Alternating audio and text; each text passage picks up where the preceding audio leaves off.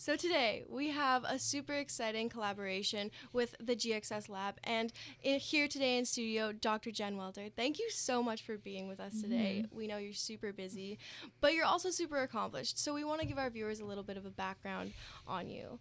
Dr. Jen Welter has a PhD in sports psychology and is also the author of the book Play Big, a motivational memoir. She founded a traveling girls' flag football camp called Gridiron Girls. You may also recognize her from the Madden NFL 20, as she is the first female coach in the history of the NFL working with the Arizona Cardinals.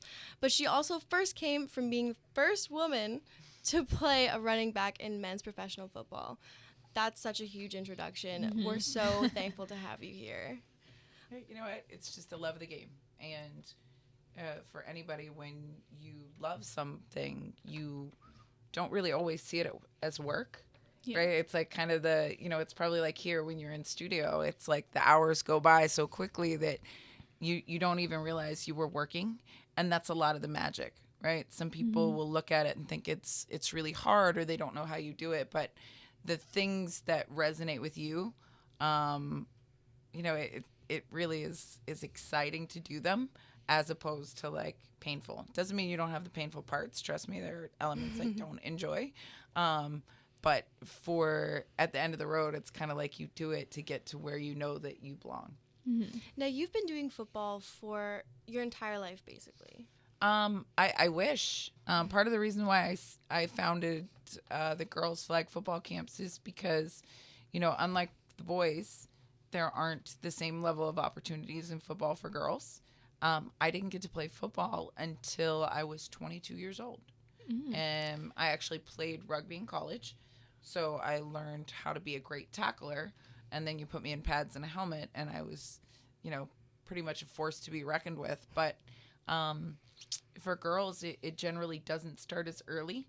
So I wanted girls to have like an opportunity to decide if they loved football. And if they did, then they could continue to play it and work on it. But they also needed to know that it wasn't a game that they couldn't play if they loved it, and that there was nothing wrong with them if they loved football like I did. Yeah. Could we look at a bit of your journey? So you were an athlete first, and then you decided to become a coach. When you started playing in the men's pro league, how did you earn their respect? How did you make that decision to go for it, knowing that it was so male dominated? Well, I mean, let's just give it a little context. I was, no argument, one of the best women's players in the world for a very long time. I played football for 14, 15 years, depending on how you count the seasons.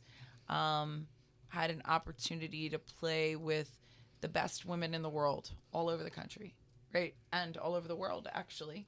We actually played Team Canada twice. Don't tell anybody I'm here. They won't like it because we beat them in the championship.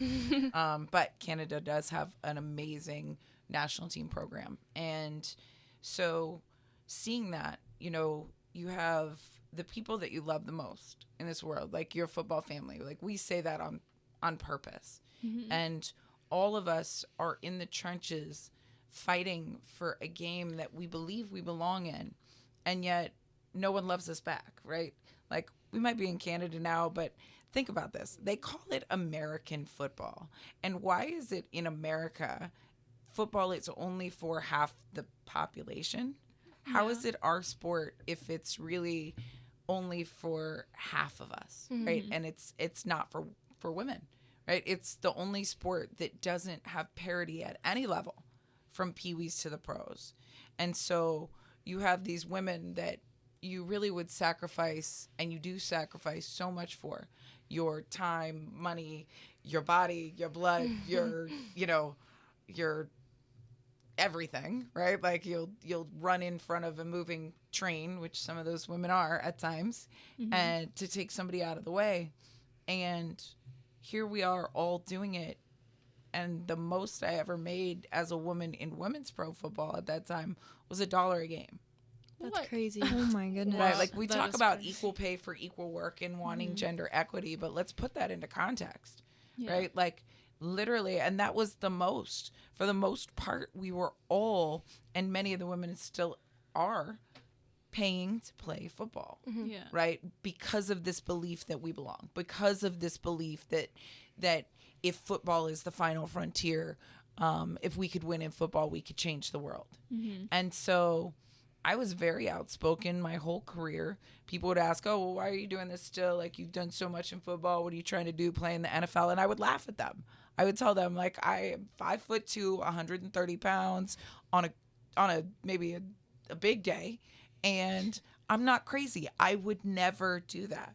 Well, frankly, apparently God has a great sense of humor, or he doesn't like the word never, because I didn't set out to do it, but when it was set in front of me, I couldn't say no. I was in the Texas Revolution office. They had called me. They wanted to meet with me. It was after I had just won my second gold medal, but also found out that my team for 10 years could no longer afford to be on the field. So the Dallas Diamonds, one of the dynasties in women's football, was going to be no more. And none of us knew what we were going to do. We were lost. You know, we were like a band of abandoned toys, right? Yeah. And I get this call from the Revolution, and they want to meet with me. And though I didn't know why, I did know one thing. Ladies, I was going to wear really tall shoes that day. I mean, I'm telling you what, I put some boots on, and I was at least 5'4" when I walked around. Like, let me tell you something.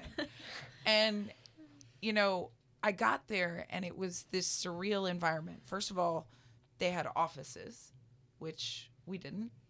The Dallas Diamonds were really run out of a woman named Dawn burnt her home, and her garage had been transformed into like the Diamonds shop, and now all of a sudden I'm at offices, and they have the wall painted. It was kind of creepy, actually, like fans. Right? Like all these people were in the stands. So Yeah. It's like you're surrounded by like these people looking at you. It's weird. And they all have like, you know, shirts on, but they had offices and we didn't.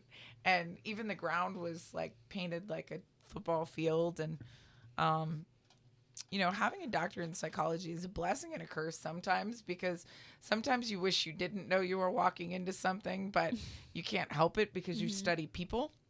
Yeah. And I walked in, and there was just this weird vibe, because the owner was like so excited to meet me. He was like, Jen Welter, this is amazing. Like, so excited you're here. And he had like a purple suit on, and he looked like he was trying to sell me a used car.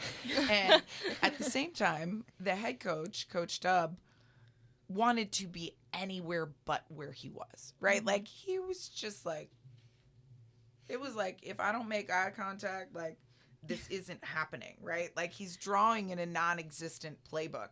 And I'm like right next to him, but there's just not looking at me. And Tommy's across the table. Tommy's like, Jen Welter, we think it would be amazing if you would go through a day of training camp with our guys. And I was like, excuse me, what? Like, you want me to like go out and run some routes and maybe catch some passes and do some ladder drills and smile for the camera? Yeah, that'd be amazing. And I was like, absolutely not. That's an insult to me as an athlete who just won my second gold medal. And if I was any one of your guys on your team, I would absolutely hate it. If you want to do anything with me and your football team, either I do everything that they do, step for step, hit for hit, for all of training camp, or I do nothing at all. Yeah. Oh. And the second I said it, it was like those words came out so fast. And I knew I had shifted the course of my destiny in that moment. I felt it. And it was one of those things where this is it. I felt that, you know, the hair on the back of your neck, all of those things that you just know, like, uh-oh. And I also knew I might have gotten myself killed.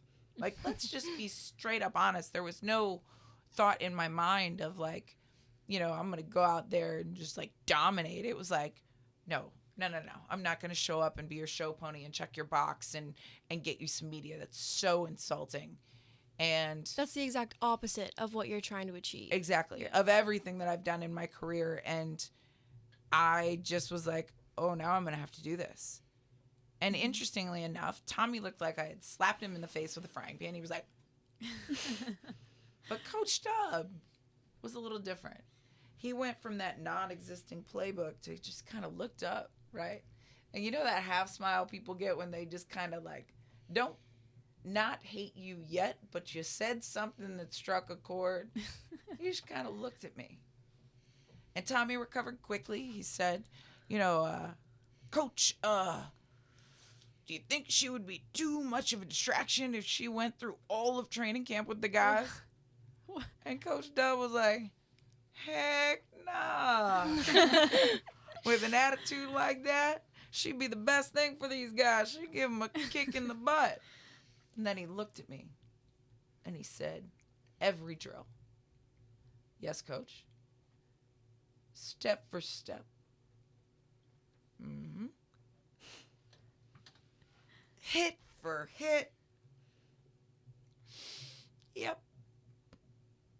If you sidestep one drill, I swear I'm going to cut you. Okay? If one guy sidesteps you, I'm going to cut him. Okay? I'm going to tell him about it too. Mm-hmm. I don't know if you're going to make it. I don't know either. One more thing. You tough. You can tackle anybody. Not out here, you can't. These guys will run you straight over. You don't do anything on this team, you're going to have to be a running back. Coach, 1 second. You do realize that I don't do that, right? You do realize that's pretty much the opposite of everything that I'm good at, right? It's the only way I can take you. And I said, all right. So it wasn't like I went in with this crazy idea. And I didn't even know what it was going to go like. Mm-hmm. But what I knew is that they were going to have to cut me or kill me because I would not quit no matter what. Mm-hmm. And you were yourself. You were completely yourself. And they wanted that. Because I think they had a completely different idea of you because you were female, because you came from something that was something not that they were used to. Sure. But you were completely yourself. How did you bring that into becoming that player that they know and that surprised everyone, or that they learned to respect, or kind of taught them a lesson? I wouldn't say I taught them a lesson. I'd say they taught me. I went in with this idea of like, I can do this. I was one of the best women in the world, and I had really no idea what I was getting myself into with that. But there was a guy, still one of my dear friends to this day. His name's Clinton Solomon. He played for the Chicago Bears for a number of years. He was our number one receiver. He wore number one, which just FYI, if you're ever going to wear number one, you better be good. And he was. And he came up to me. I didn't have any friends out there. Didn't know what it was going to be like. And he was like, you know what? Little mama, I'm just going to tell you something right now. You are the best thing that's happened to indoor football since I've been here. And I'm going to be your biggest fan and champion. And he was like, and plus, yeah, I'm going to be right next to you because, I'm standing in your hip pocket, so I'm in all the pictures. It was all like cute and funny. And I was like, okay, who is this guy, right? And he said, but seriously, he's like, I want you to know I've got your back. This is going to be hard on you. It is. It's like you're going to be tested all the time. But 2 things. Number one, you got to be a part of our locker room. You can't fight all this by yourself. He said, if you do that, you'll have one battle after another. And number 2, you have to let me be your champion. Mm-hmm. And I was like, excuse me, what? I don't even know this dude. You want me to... What? But I didn't say no. Thankfully, I didn't throw the idea back at him, which sometimes we're tempted to do. I'll let him talk. And he said, what I need from you is to be ice cold. He said, no matter what happens, no matter what anybody says, no matter what anybody does, you don't let them get to you. You don't. Don't let them ever see that it affected you. But if they bother you, you come tell me. Let me handle it. Because you can't fight this alone. You'll handle one, And then the guys will throw their hands up like, she's got this. And it'll be you versus us. You need to be a part of us. Mm-hmm. And I didn't really know what that meant, and I didn't really know what that looked like until one day at practice. And it was an ugly day. It was a painful day. We're doing inside run, and the receivers and DBs are doing 7-on-7.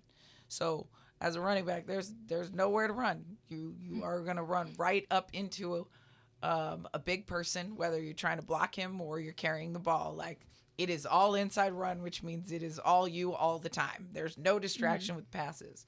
And I mean, it was a muddy day. It was cold. I'd think I'd have it, and then I'd go and block them, throw myself into it. The side sent me. I mean, I was eating a lot of dirt. And Solo comes. He's like, little mama, don't worry about it. I got this. I'm like, I don't even know what you're talking about. Like, my face is in the dirt right now. I'm not worried about y'all over there being pretty, right? And he stops practice. He said, Coach Dub, I need some one-on-ones right now. Coach just kind of looked at him. Said, all right, Solo. All right, you got this. Solo calls out this cornerback who apparently had been over in 7-on-7 just mouthing off. He was very not happy that there was a girl out there. Thought it was horrible for football. It was, da-da-da-da-da. They're bad for the team. Da-da-da. If she runs this way, I'm going to take her out. So Solo decided he would handle it before the guy had an opportunity. He looked at the guy and he said, you are not good enough to talk smack to a girl. I'm getting you cut today. And he called him. He said, you and me, one-on-one right now. Come line up. He lines up, and, football, you can be press man or you can be off man. Press man, you put your big boys on. Off man, you're going to try and use a little speed, maybe something cut ground. He lined up off man, and Solo wasn't having it.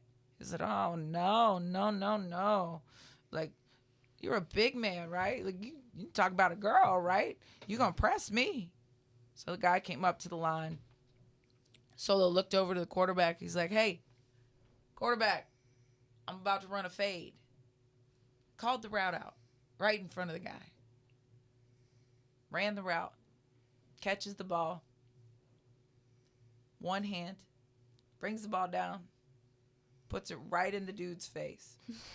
Says, you still want to talk smack to a girl? Let's go again. He did it probably about 10 times. That guy was cut. And after that day, it was just a very different message. Like, that's our girl, and we have to look out for her. And it really became something that was a source of pride for the guys. I didn't go out there and was the best football player of any of them. I was clawing and scratching and fighting to, make the bottom of the roster. But what it was is they could see if somebody like me, who against all odds shouldn't even be able to step foot on the field with them, would get back up and do it again and, fight to be out there and go hard in practice, even if I wasn't, suiting out in all the games. Well, it became a point of pride for them. And, I remember Coach Dub, he was like, man, can you even imagine if you were able to survive this whole season? Like, I can't even fathom it. I never thought I'd see it in my whole football life. And here you are every day, taking the worst of the worst and getting right back up, and the guys love you for it. He's like, it's like nothing I've ever seen. Well, and so it's such an unusual route for a woman to take, especially in that sport, right? Yeah. And you really had to prove yourself, but even they found she doesn't have to prove herself. She's already made it, which is a big enough step as it is, right? Yeah. So did you find that they supported you right from the start, or did you ever have some sort of, even when you went into coaching, did you ever have people that doubted you or that were almost pushing back from letting you in? Well, first of all, I mean, if you are going to do anything outside of the box, there will always be people who don't want you there. There will Yeah. always be people who doubt you. There will be a million more that call you crazy, and you have to be crazy enough to not let them be right. The problems that I had, or the pushback that I got, was not generally from the players, right? Like, players respect game. Players want to be better. Players, if you're putting football first and you're out there for the right reasons and you respect and love the same game, like, you'll find your way to getting to know each other. And part of it's going to be awkward and different. Like, they weren't used to having a girl out there. They didn't know, if, like, it was going to be weird. And that's a lot of it, is it going to change the dynamics of the locker room? Yes, it is. But does it have to be terrible? So players were always easy. Media and social media are a monster, right? Like, I try and just not look as much as possible. And every time I do, I'm like, why did I just drop an IQ point? Man, I let somebody make me stupid for reading that. But, the guys were funny. I always say, in whatever situation it was, the guys needed to really know two things. They needed to know, number one, that I belonged. I was there for the right reasons, right? I was there for the football. I was not going to be there as a running back and say, you can't hit me, I'm a girl. Well, that's the job description. Thankfully, most work situations aren't as, high contact as mine was. But, you can't go in there and say, you have to let me in because I'm a girl, and then you don't want the rules to be the same or the work to be the same, right? Like, oh, you just have to have me here. No, you don't, right? So were you there about the ball? Could I take the worst hits, get back up? They didn't need me to run past them. They needed to see that I would take whatever they had and work to get better. And then number two, and this is probably the one that I think a lot of people really miss, and it's kind of where the magic is could we get along? Was it going to be super awkward, or could we laugh? And I remember that turning point with the guys in the Revolution. And, I talk about that time a lot because if I hadn't learned these lessons as a player with the Revolution, I never would have done so well as a coach for the Revolution or in the NFL. And frankly, there are still guys who are like, well, coaching in the NFL doesn't inherently make me respect you, right? Regardless. But the fact that you played with guys, like, that's legendary, right? Like, those guys are like, oh my gosh, I remember that. Like, you're that girl?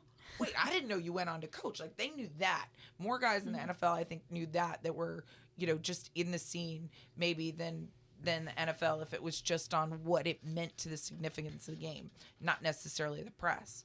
But we're out on the field, and we're going from one drill to another. And our running backs coach is like, hey, running backs, do you have your balls?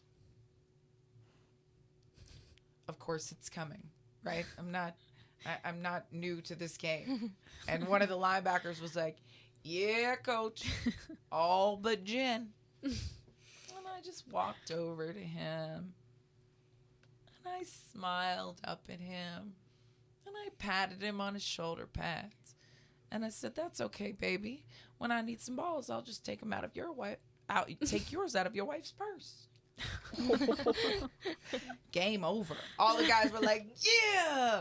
Oh, she's cool. Oh, da, da, da, da. And the fact that we could laugh and joke and really be a football team despite gender was one of the things that really, like, they would say, they're like, man, like, you better not mess with her. Like, she'll tear you apart.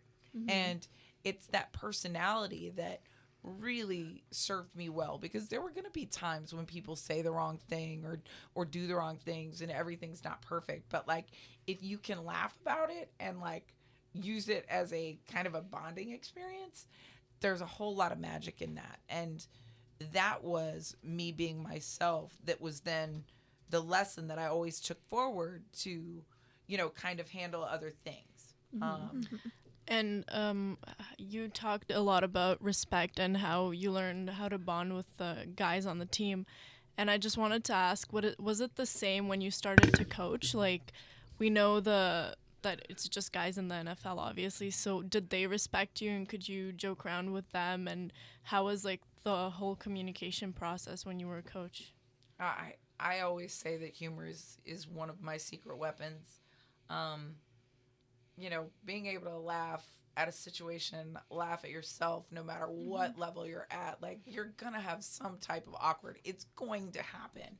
And so, yes, absolutely. And particularly then, one of the things you have to realize is if you're the odd man out or the odd woman out, there are going to be moments. And there are also going to be people who don't exactly know how to handle the fact that there's a woman in the conversation.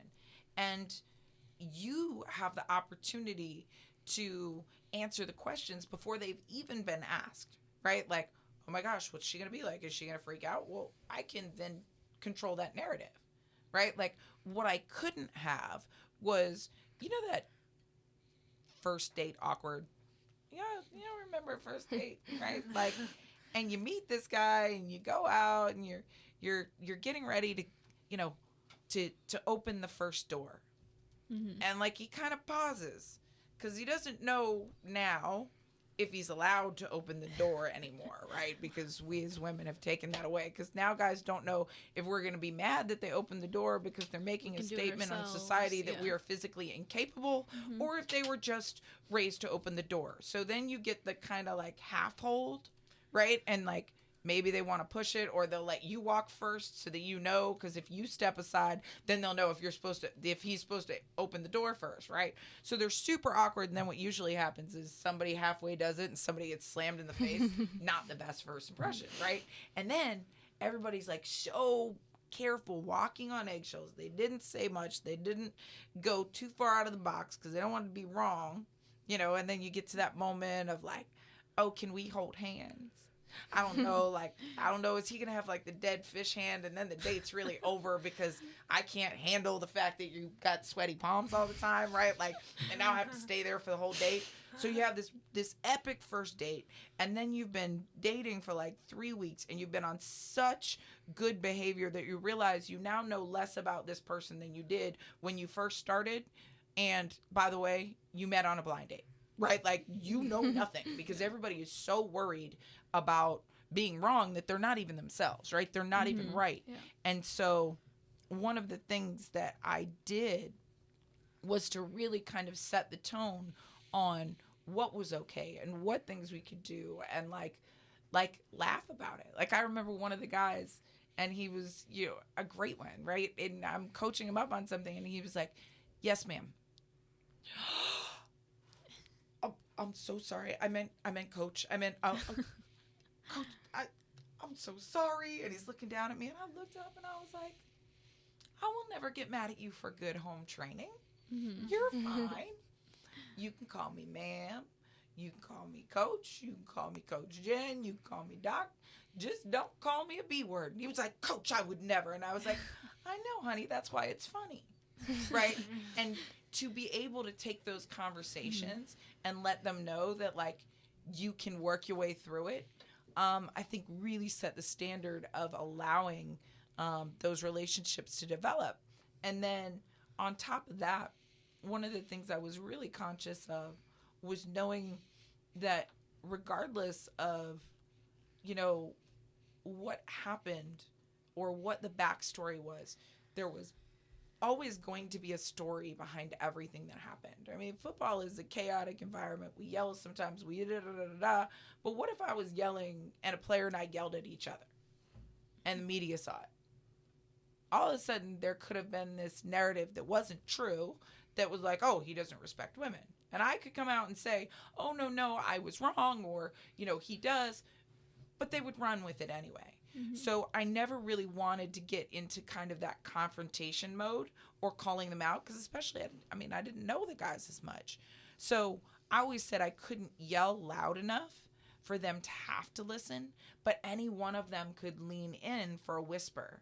So I built a lot of trust and I think credibility with the guys through like, hey, next time try this, right? Not calling them out like, hey, what are you doing? Do this. Like, hey, come here. All right, next time, see if this doesn't work. And then when it worked, they'd be like, all right, coach, that was awesome. Like, what else you got? And it was their buy-in, right? And their choice to engage me more than me trying to force them to have to listen. And, I think that when you say stuff that helps people, like they tend to want more of it, as opposed to like, oh, you have to listen to me because I'm your coach. Like anytime people would say like, how did you command their respect? I would go, ooh, command respect. You already probably lost it, because especially coming in as an outsider, how can I help you if I don't know what you need? If I haven't watched, if I hadn't taken it in and I really kind of assessed the situation. So I wasn't going to talk just to talk.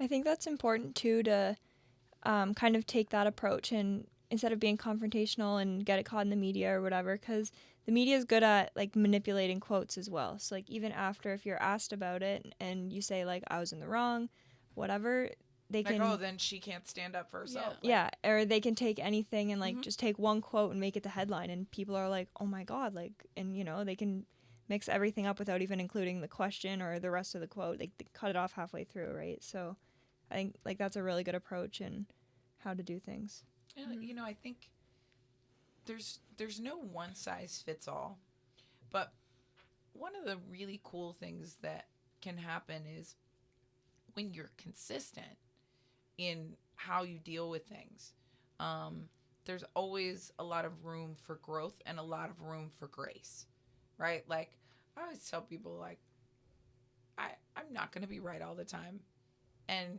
I'm not going to be perfect even in how I treat you as a human. We are all human. We have bad days. But like if I do something wrong or it upsets you, just have a conversation with me, right? Like let's take the time. And I would do the same. Like with the guys, I would laugh, and you know, I remember there was sometimes like, and it would be something that was unintentional. I'd be like, hey, listen, you do realize you said that out loud, right? Like that is my go-to line. Everybody knows it. They're like, oh, I said it out loud. And I'm like, yeah.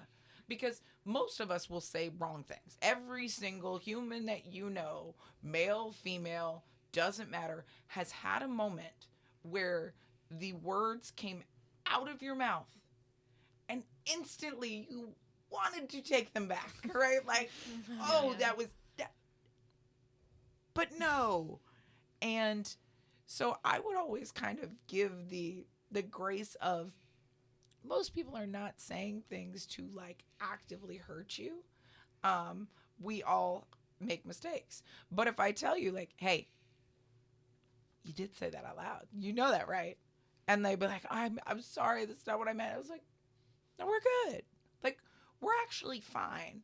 But what I do want to say is that I'm going to coach you up a little bit right now, and that collection of words should never be used together ever again, outside of this circle of trust, of course. Like, we're good, but never do it again, right? Like, this coach-athlete communication, I got your back, don't do it. And we would laugh, or it'd be something like, man, coach, it's not what I meant. Like, what should I have said? Like, hey, this is why. And I tell people that all the time, like, especially, you know, culturally speaking, whatever those differences in culture are, unless I've been raised in a certain culture, there's no way I'm going to know everything that could be culturally offensive, right? I didn't grow up in Canada, for example. I could say something that if another Canadian said it to you, you'd probably want to, like, you know, push them into traffic. But if I said it and it's not intentional, I'd be like, hey, okay, USA, we don't do that here. And I'd be like, okay, well, why? And they'd be like, no. You know, like like fish and chips and stuff like that, like cultural stuff that can be great conversation if you come at it from a perspective and an opportunity of learning, right? These are places when we can help each other and be like, no, USA, we don't do that here. And you're like, ooh, oh, okay, I didn't know that meant that here, right? Yeah. But if we assume that someone's trying to offend it, we'll also look to get angry. So. Yeah. And that's a good way to approach anything, really, not even just coaching, right? Yeah, absolutely. That's why I said, you know, yeah. And we can be good humans together in that capacity, because I don't care what it is that you're doing together, right? Coaching is teaching. And whether it's on a football field or in life or in a classroom, like, there's got to be an element of trust and relationship, right? Like, I've got to trust, if you're my coach or my teacher or my professor or my boss, that you are giving me information that is geared towards putting me in a position to succeed. And if I trust that, I'm a whole lot more likely to do it. Now, we've all had those situations where we didn't quite trust that that was the motivation. And what do? You don't do it, or you look for another solution, but you certainly don't go all in and fast and furious. And I think that for us to be able to get better, like, those are certain things that we can do and just realize, because when you go to funny before you go to anger, guess what else happens? You have a trust relationship where that person is like, and this used to happen all the time. Like, my players would be like, Coach, do you got a minute? Like, after the trust was established, obviously. I'm like, yeah, what's up? Coach Jen, my wife is so mad at me. And I don't even actually know what I did. And I'd be like, all right, I'm a great I'm a great translator, right? What did you do? Right? Well, Coach, I said, okay, so she heard this. But Coach, I didn't say that. Why would she hear that?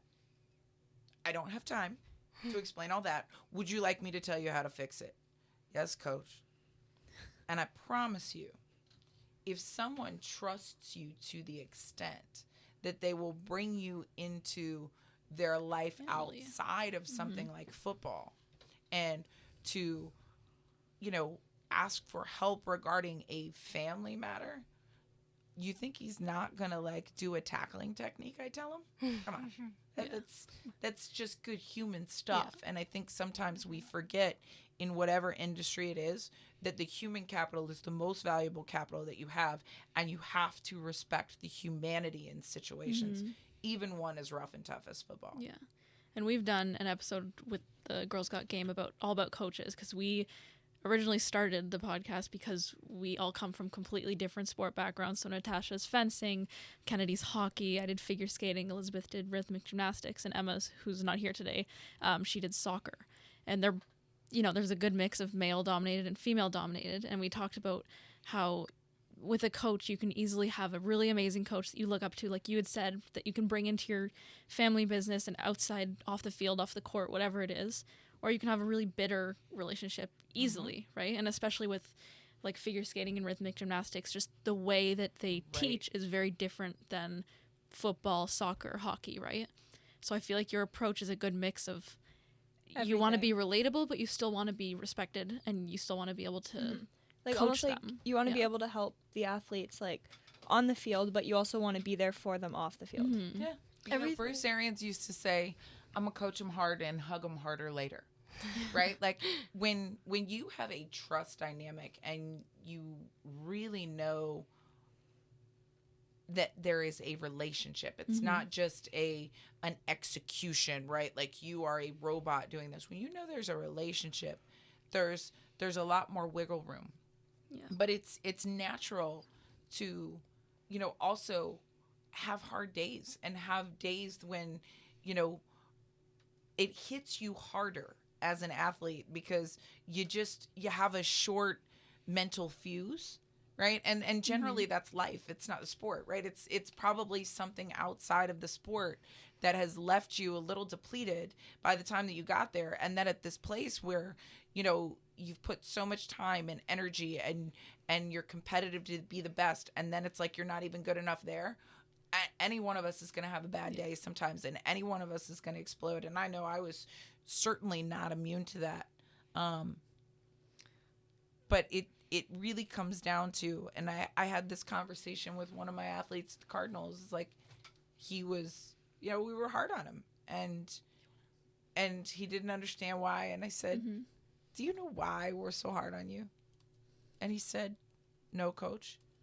And I said, because you've got it. You're going to make this team. And not only are you going to make this team, you'll likely be a starter your first year. So you've got it, but you're going to have to get it really fast. And as an athlete, you really never have to worry when a coach is like on you, because that means we see potential.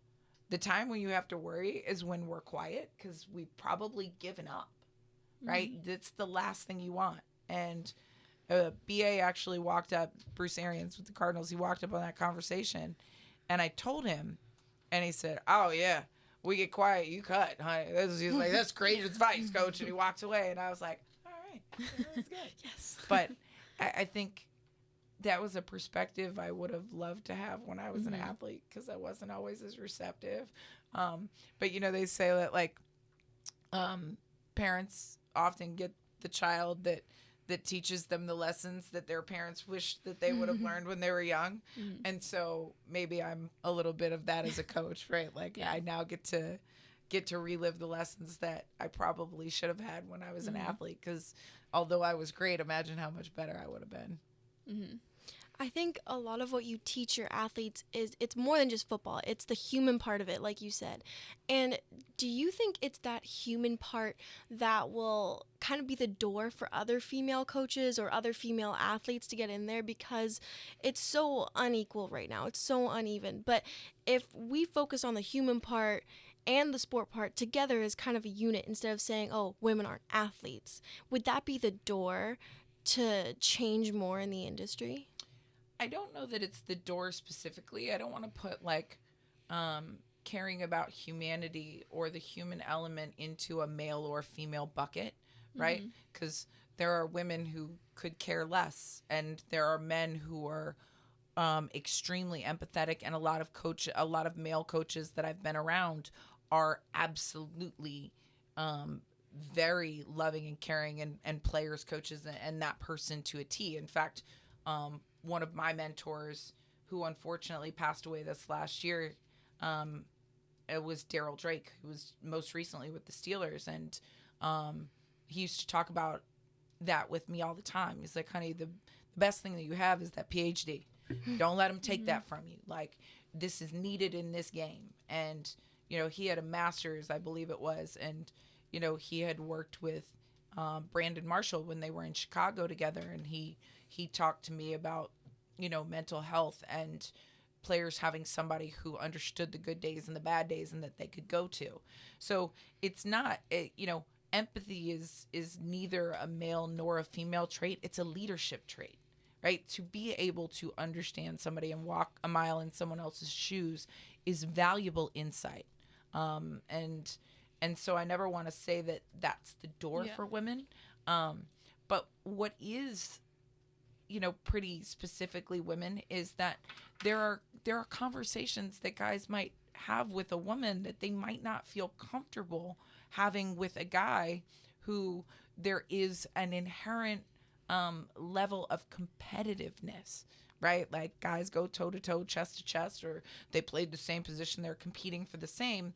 And the other very real truth is that, you know, a lot of guys maybe didn't have a strong male role model growing up. A lot of these guys, the most significant human in their lives growing up was an auntie, a grandma, or a mom who coached them on every aspect of their life. So to be coached in football or sports in general is not that different. In fact, it might be a more familiar communication pattern, and that they're talking to. Like, I loved moments when my players would say, you know, Coach Jen, do you have a minute? Yeah, what's up? Oh, Coach, my mom is a really big fan of yours and she wants to meet you. And I'd be like, okay, let's go meet Mom right now. They're like, oh, no, Coach, I know you're busy. Like, you don't have to do it right now. And I'm like, listen, there is nothing more important in this world than meeting your mother right now, or your auntie, or your grandma, whoever that person was, that woman who moved the needle. And it happened many times, and I would tell them, like, you know, oh, Coach, I'm a big, no, Mama, let me stop you right there. Don't you dare be a fan of mine, because I am a fan of yours. Your son is a joy every day to me in a situation that many people thought was impossible, that could have been terrible. He treats me so well every single day because of the way that you raised him.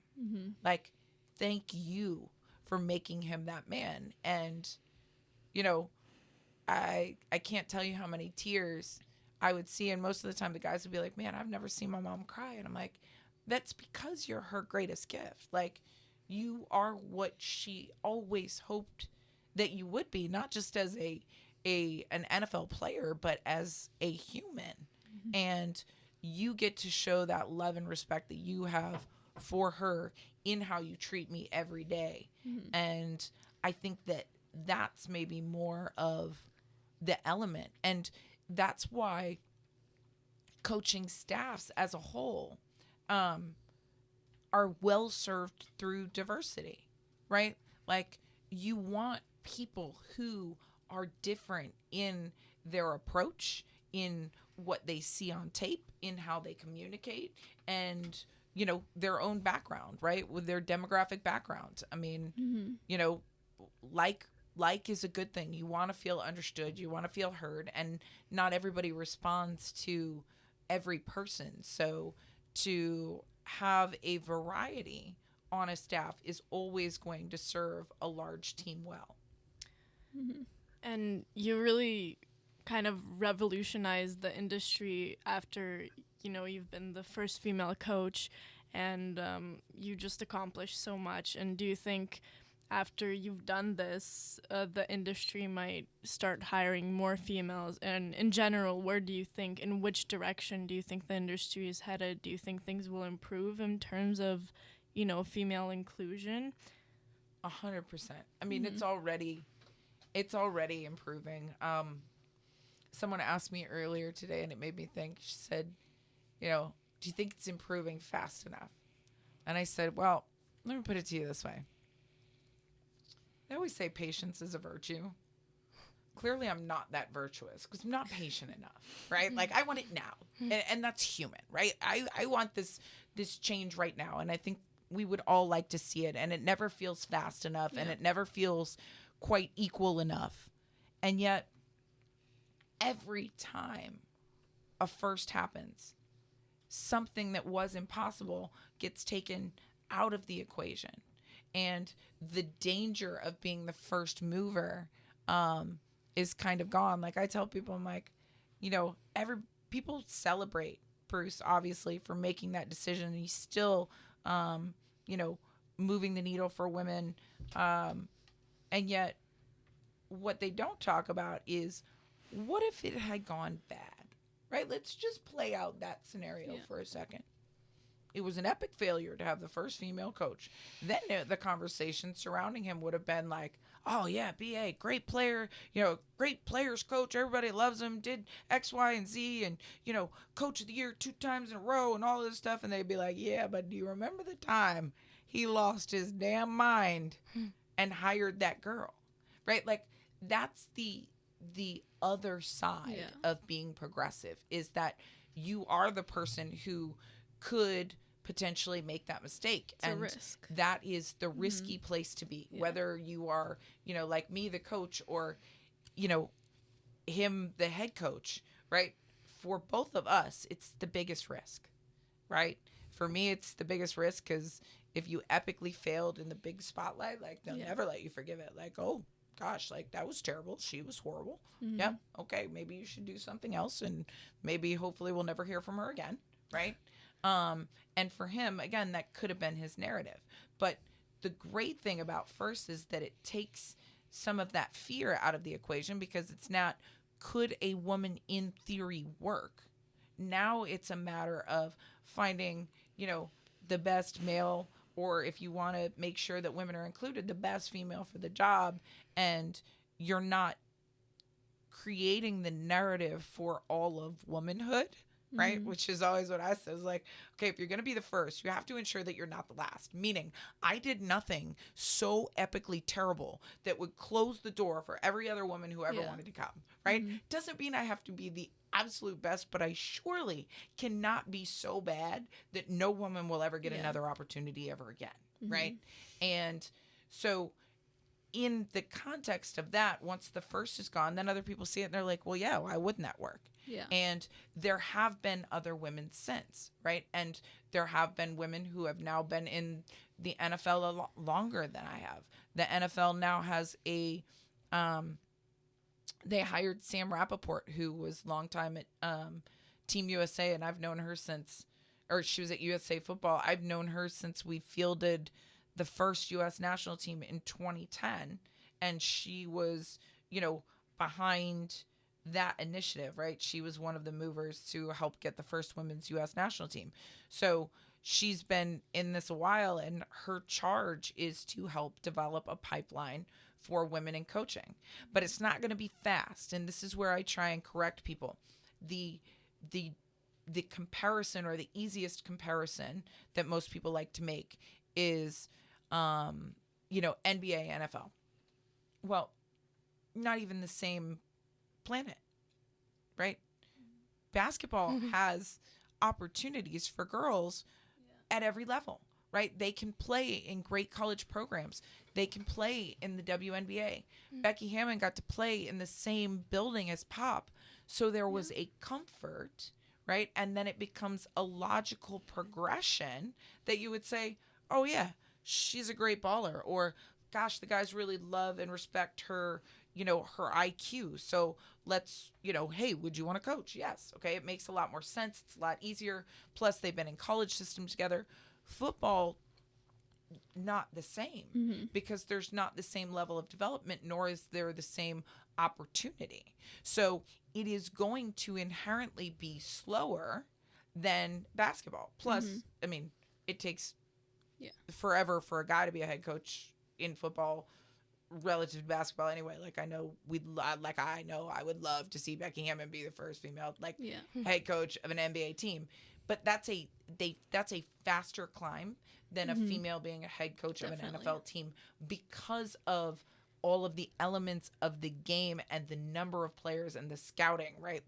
You have 53 on a roster as opposed to this. It's not a competition or anything else. So longer in the knowledge. I mean, she was obviously one of the best in the world. Nancy Lieberman's already been a head coach. She was a D-League head coach. She was a Big Three head coach. And coach of the year, not this last year, but the year before. Nancy could do it. There are a number of qualified women, I believe, who could, step into that NBA role. NFL will take a little bit longer, but that doesn't mean it's not progress, right?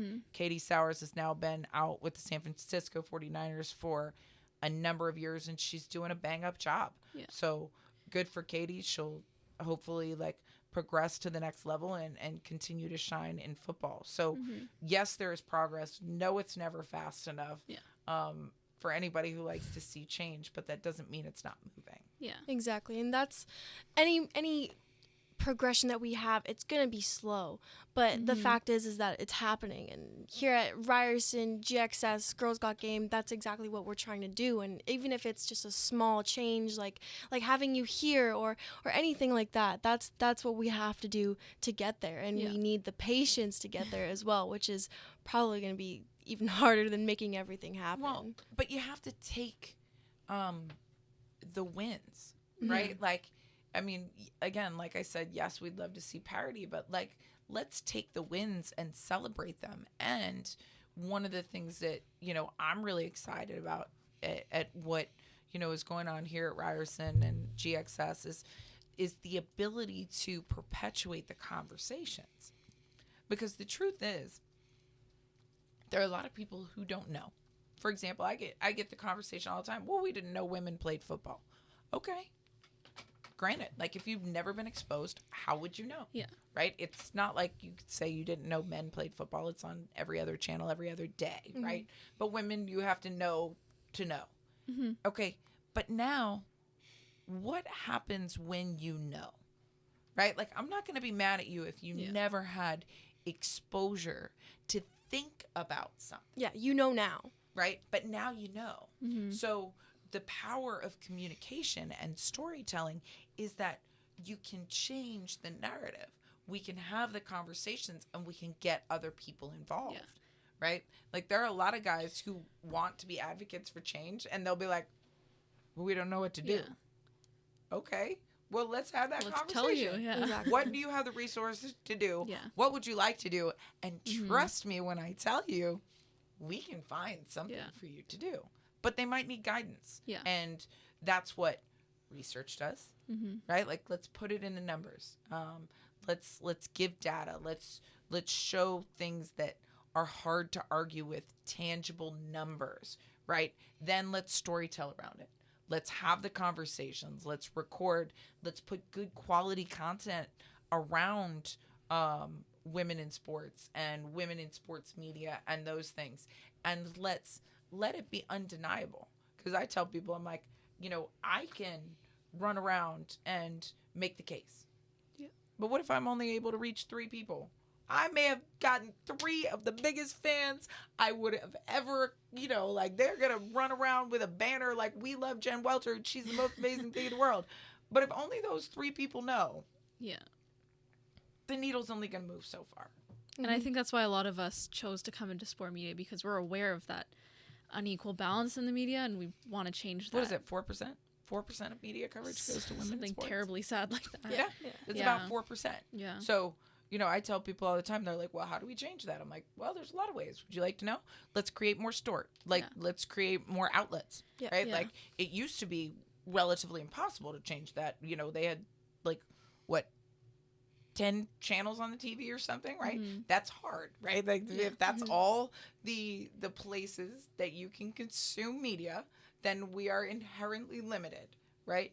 But with alternative forms of media, i.e. podcasts, i.e., streaming, all of those things, we can move that needle. Then what we have to do is make the dollars make sense, right? Prove the case of consumerism. Let's show that an investment in women and women in sports and women in sports broadcast pays off, right?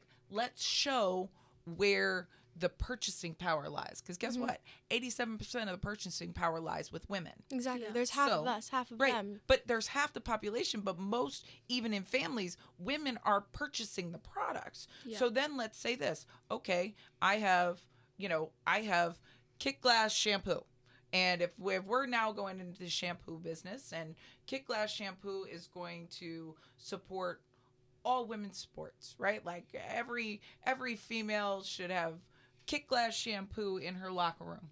And I'm going to give it to her for free because we don't get the perks other people do. Then guess what? As a consumer, you know what? You look at it and you say, I like the fact that Kick Glass shampoo, it makes women look and feel great and gives them free shampoo that they can have in their bags. And I am going to consciously choose to put my dollars behind a product that invests in women. Then guess what happens? Other products start going, why everybody got this Kick Glass shampoo? Or whatever it is. And then the businesses can make a business case, and then you are going to get the dollars. So women have to take ownership about the fact that their dollars can make sense to big business, and that they need to consciously make decisions to drive change.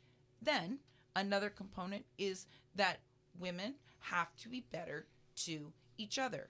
Meaning, guess what? You like something that a woman is doing. Follow her. Retweet her. Support. Women don't do it to the same extent that guys do. Also, women's sports don't tend to cross-pollinate to the same extent that guys do, right? Probably because we're so used to like the crabs in a bucket mentality that we're so busy fighting each other that we're making the case for everyone else. So we have to, like women right now, you should be following all of these powerful women, and you should be loving every time there's progress. Like I was jumping up and down when I saw the WNBA contract. Exactly. Like, let's go. Like, stop fighting each other, start fighting for people, and be really intentional about the decisions that you make, because you're not passive, and your income isn't passive, and your voice isn't passive, and your platforms are not passive.